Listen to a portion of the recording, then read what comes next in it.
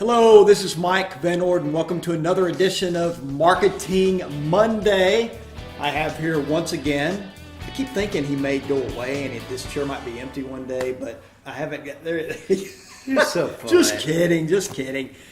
I have the one and only Dev Horn, as you probably already know by now if you've watched this for him. This may be your first time, so his name's Dev Horn, legendary, Google him.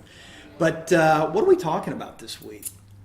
Your favorite topic, the fundamentals of seller psychology. Yeah.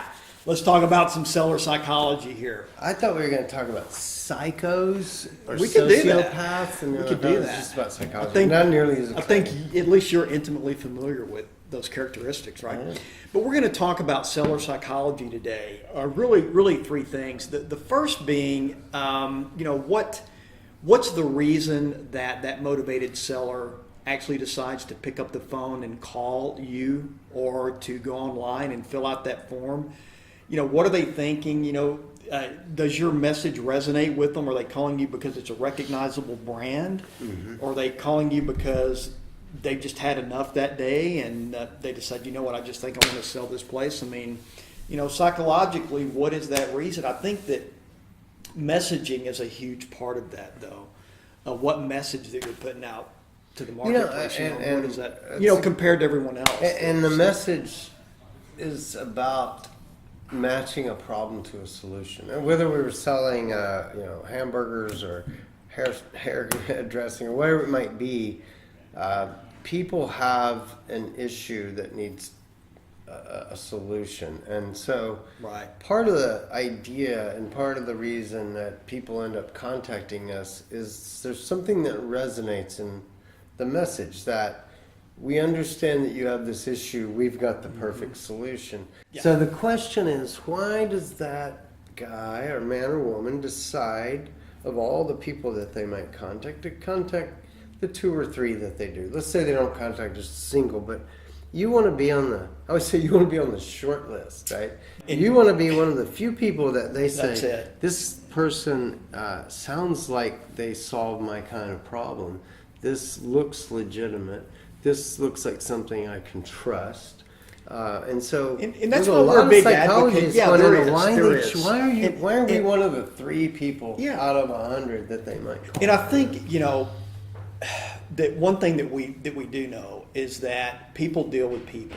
And that's why we're huge advocates of having a picture of yourself on the postcard, maybe even a picture of their home on the postcard, those types of things, because that's what's going to differentiate you from everyone else that's just sending out the same message over and over and over again.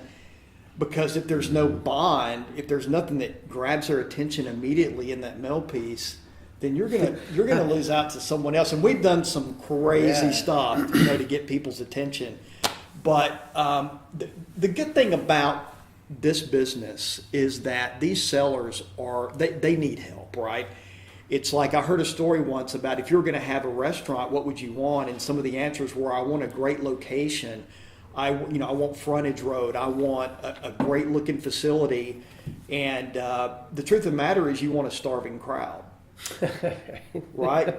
The location is about the crowd, right? And we're marketing to people. The point of this is, you should be marketing to people that, whether you're pulling, for equity or people that, tax delinquent or all these different things we can pull for.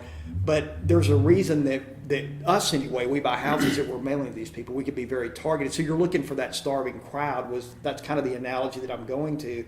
That there's probably already an issue. So that's a greater likelihood that what they get is going to resonate. And, I think to keep this from going too long, we should move to the next phase. Yeah. But I think in closing out this, getting them to contact you and to connecting it back to the prior things that we said, is that if you have a unique brand and you are consistently touching people, remember consistency.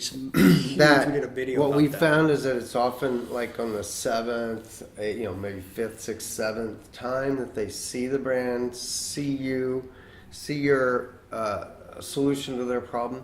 That they choose to contact. And one of the things that we firmly believe is that people, when it comes to their house or their money, they're looking for somebody that they can trust. Yes. And I think that's one of the issues with sending out just like, just a dumb postcard that doesn't identify you, Right. doesn't show you, doesn't have a Right. brand, just says, Well, I buy houses or that's something. it. And so they will never remember you from that. No. And so the 7 touches are worthless.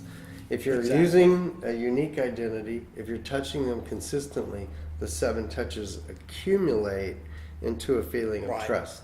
They feel like you've been around for a while. They've seen your name. They saw your billboard. They saw your postcard. They saw your TV spot. They saw you on Google. And those are the things that create the trust that get them to come. That's it. And I think that, and I harp on this word all the time, and that word is empathy.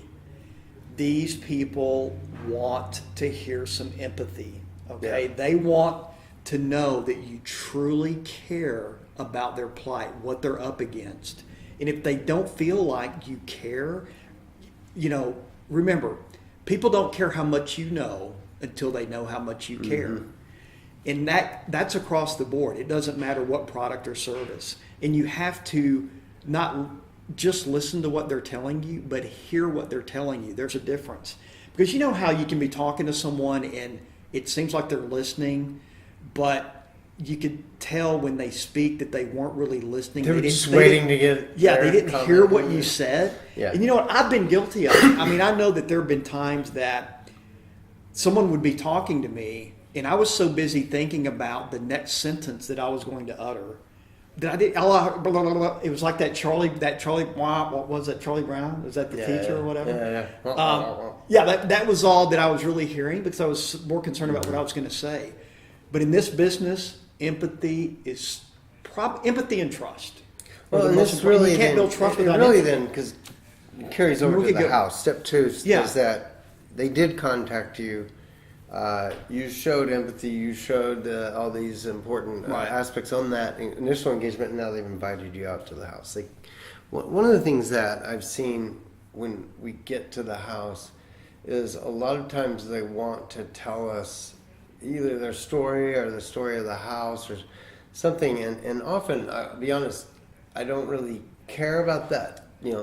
I don't care when the fence was installed. Right. It doesn't matter. Right. Is it a good fence? Right. Fine. Right. And so, but they want to tell you things, and I think it's just continuation of that empathy you're It talking about. is. Is that stop and listen to them, hear what they're saying, reflect back things that they're saying, so they hear that you heard them. Right. And look, I've seen it this bad before where, someone who's purely analytical, they're all about the numbers. A seller's trying to explain to them, like you said, when they put the fence in or this or that was done. It's like, no, I don't care about that. What's your bottom line? And can you imagine what that seller's thinking? You're not even taking it to them. Yeah. It's like, oh, this They is feel just like all you're about rushing or Yeah, it's all about the money. That's all you care about. And even if they don't tell you that, they may still continue to be cordial. But the next guy that comes along may have a fraction of the knowledge you do. yeah. But guess what? They're empathetic. They build trust. They build rapport. And guess who's going to get the contract? Yeah. The guy that maybe it's his first deal. And But he's got so that really empathy. gets to step 3 of what is the psychology that's going on when they decide to sign that contract. In other words, they've chosen you as the solution provider, and they've now committed to it. You've closed the deal. What do you think really? So we talked to them on the phone. We got out to the house. We kind of engaged with them. Yep. We showed empathy. We listened. We matched our solution to their Mm-hmm. problem. Now they've got other people they could choose for this. Why did they choose one person over one? You guys investor want to know over the another? honest truth why someone gets the contract, one guy gets the contract, the other one doesn't? People buy from who they like. Yep. They buy from who they like or do business with Yep. who they like, and they do business with who they trust. Mm-hmm. It is no more complicated than that. And if they don't like you, you ain't getting the business. We That's all. have That could be kind of a thing. we have a licensee, the Stephen Johnson, tells a story about going over to meet a homeowner, and he was an elderly gentleman, and in the course of talking to him, so engaging at the house, stage 2, he learned that the guy really loved the chicken down at some Mm-hmm. local chicken place, right? And he didn't close with Stephen that day. Stephen was a little upset because he thought he was going to get that deal, right? Well, next day, drives over to that guy's house with lunch from that chicken place. Perfect. Right? Love it. Didn't close the deal that day. I think he fed that man 2 or 3 times. He closed that deal. He got that house. Now look, we can think about all the technical things you need to do in real estate and the knowledge about That's it. real estate. That's it. Sometimes it comes down to buying a box of chicken, listening, That's hearing, it. That's caring, maybe even feeding them. Maybe even- whatever it takes. But that really closed It the does. deal. I love Stephen that got story. the That's- deal after 3 chicken dinners. Yeah. And look, and let me tell you something. The cost of 3 chicken dinners I think he did well. on compared that. to the return on investment, which we know what, and it was substantial. And the man loved it. Yeah, I mean, it's like, exactly. you know, of He all loved the people that were coming or calling or saying I could do this for you, Stephen stopped and bought the guy some chicken. Because, you know, most people, they don't really take the time to build rapport. They really don't. They don't take the time to truly be empathetic with people. And that's really what this business is. It really Yeah. is. And you know, it's not a numbers business. It's not. It's a people business. Obviously, the numbers have to make sense, but you don't even But- have numbers to right, consider that's it. until you've gotten them That's to it. contact you, engaged with them at the it. property, and gotten them to choose you. So now, Grant, you know, if we go back to the previous video about the analysis paralysis thing, you know, I think definitely there's a period where you're looking at the numbers, you're doing the comps, but that doesn't have to happen before you call that person. No. It certainly happens before you drive out there. When you drive out there, you know what you can probably offer for the house. You just want to confirm the condition, right? Absolutely. So the deal's almost done as far as the analysis Right. You between have to build after that the phone call, before the that's visit. it. Once you're there, it's back to the people issues, and that's It's how you all close the it's deal. all about the people. Yeah. It really is. So Isn't it?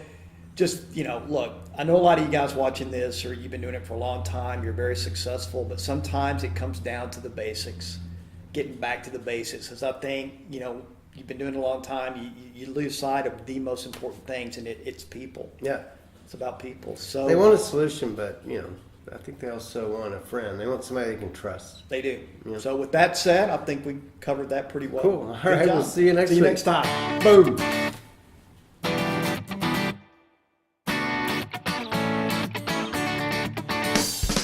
Anyhow,